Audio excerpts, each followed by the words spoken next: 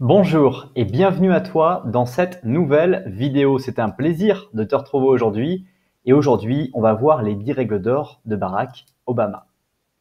Donc dans cette vidéo tu vas découvrir 3 choses. Brièvement qui je suis, qui est Barack Obama et les 10 règles d'or que tu attends très certainement de Barack Obama. Assure-toi bien de rester jusqu'à la fin de cette vidéo puisque j'aurai un petit cadeau à t'offrir dès la fin de cette vidéo. Alors qui je suis? Je m'appelle Ogé Dolé, j'investis mon temps à produire des écrits, des audios et des vidéos pour impacter des millions de personnes, à trouver la confiance en eux dans leurs projets personnels et professionnels. Je t'invite dès maintenant à t'abonner à la chaîne YouTube pour ne pas rater les prochaines vidéos et redécouvrir les vidéos les plus populaires. Alors qui est Barack Obama? Si tu as cliqué sur cette vidéo, c'est très certainement parce que tu le connais et que tu es intrigué de savoir davantage sur lui. Barack Obama est un homme d'État américain qui a été le 44e président des États-Unis et qui a régné d'une certaine manière pendant près de 8 ans aux États-Unis. Et ce qui est anecdotique, mais qui fait partie de ces statistiques, c'est que c'est une personne qui est née d'un père kényan et d'une mère américaine, Kansas, de souche irlandaise, et qu'il a été élevé durant plusieurs années en Indonésie. L'un des traits de caractère de Barack Obama, c'est cette capacité hors norme qu'il a à écouter les personnes, à prendre le leadership sur des situations, à avoir un charisme dans l'explication et dans les manières dont il interagit avec les autres, mais aussi surtout cette façon de parler dans lequel il sait avoir un discours et il sait en fait avoir c'est un orateur, on va dire, qui a cette capacité de pouvoir parler des choses. Aussi, un des points que j'ai trouvé intéressant, c'est le livre qu'il a écrit sur les rêves de mon père, un livre tout à fait assez intéressant dans lequel il parle en fait finalement de son rêve, le rêve de son père qui était kényan et sur la vision qu'il avait du monde et dans comment il s'est intégré dans cette vision. On va maintenant voir ces 10 règles d'or, mais juste avant cela, je t'invite à apprécier la vidéo ou à la partager dès maintenant, ceci afin de permettre à d'autres personnes de découvrir à leur tour cette vidéo. La première règle d'or de Barack Obama, c'est de déplacer la balle vers l'avant. Ça ne t'a pas échappé, mais lorsqu'on est dans un match quelconque, que ce soit un match de boxe, que ce soit un match de foot ou un match de rugby ou autre, on va concéder des points, on va prendre des points, mais pour gagner ce match, il faut en marquer et c'est tout l'intérêt du jeu. Et parfois, on va même croire qu'on ne va que marquer des points et qu'on ne va pas en prendre. Non, sur le chemin et dans les matchs que tu as dû avoir, eh bien, il faut que tu ailles de l'avant, il faut que tu pousses la balle vers l'avant, quel que soit le nombre de points que tu as encaissés, et que tu cherches à comprendre et trouver les solutions pour pouvoir avancer vers ta vie. Alors aujourd'hui, si on pense à ta vie, à ton propre cas de figure, quelle est cette balle que tu dois pousser vers l'avant et quelle est justement cette balle que tu as en main? De quel type de balle est dans ta vie? Est-ce que c'est une balle qui va plutôt être une balle de famille, une balle de relation? Est-ce que c'est une balle plutôt de temps, d'argent? Bref, tout le fait de réfléchir sur cette balle que tu portes et de savoir comment tu la poses vers l'avant est vraiment important. Deuxième règle d'or, c'est avoir de l'espoir. Quand on est dans une situation de notre vie dans laquelle on n'a plus d'espoir, c'est qu'on ne veut pas résoudre ce qui va nous arriver. Avoir de l'espoir, c'est espérer, si on revient sur notre exemple du match, c'est espérer dans le temps qui nous est imparti, trouver une solution qui nous soit favorable, ou en tout cas une solution qui nous soit acceptable pour continuer à vivre et pour continuer à éventuellement y croire et avancer vers ce que l'on souhaite réellement. Avoir de l'espoir, c'est quelque chose qui se cultive dans le sens où on a bonne vision et on sent qu'on a les mesures, les clés de succès pour pouvoir, dans les temps qui nous restent, pour pouvoir avoir la réussite que nous attendons. Troisième règle d'or, c'est ne soyez pas complaisant. La complaisance est quelque chose qui est très très bien vu par les gens, mais en revanche qui ne permet pas d'avancer sur vos objectifs. La complaisance est quelque chose qui va vous faire perdre du temps, peut-être même de l'argent et de l'énergie alors que vous n'allez pas gagner grand-chose.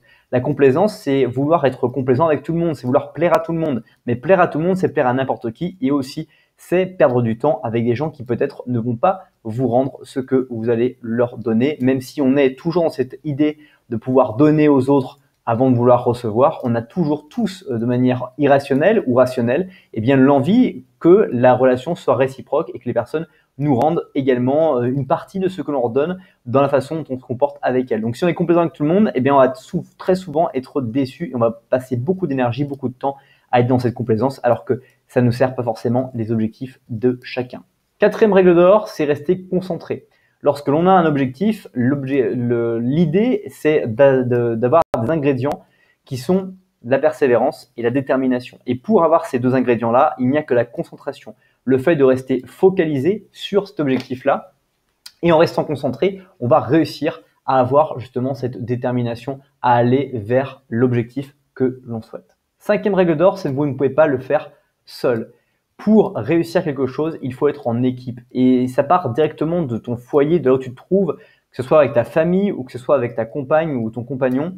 Le fait d'être en équipe va te permettre d'avancer, de pouvoir avoir des effets de levier et surtout de pouvoir te remettre en question correctement avec un support autour de toi et pouvoir à ton tour être également le support qui va permettre de ne pas te sentir seul et ne pas te sentir sans un but qui soit louable. Sixième règle d'or, c'est s'engager à quelque chose de plus grand. L'une des études qui a pu être faite par Daniel Pink, entre autres, sur la motivation et la vérité sur ce qui nous motive, est le fait que les personnes qui fonctionnent en motivation uniquement vers l'argent vont avoir des difficultés à pouvoir atteindre des résultats. En revanche, les personnes qui vont être beaucoup plus orientées vers le fait de commettre des erreurs, mais d'apprendre quelque chose qui leur permet de mieux vivre la vie telle qu'ils l'ont aujourd'hui, vont avoir beaucoup plus de bonheur. Et c'est quelque chose aussi qui va étroitement se lier avec l'impact qu'on va avoir sur les autres. Et cette formule qu'on a déjà peut-être abordée ensemble sur cette chaîne YouTube, qui est cette formule de Anthony Robbins, qui dit « Rire souvent et beaucoup, mériter l'affection des gens intelligents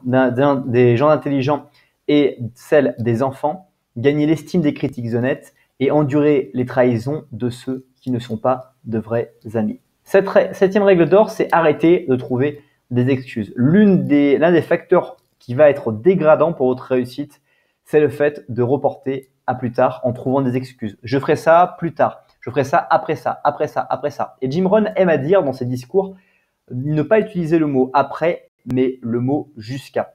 Je ferai ça jusqu'à ce que j'y arrive. Je ne ferai pas ça après avoir fait cela.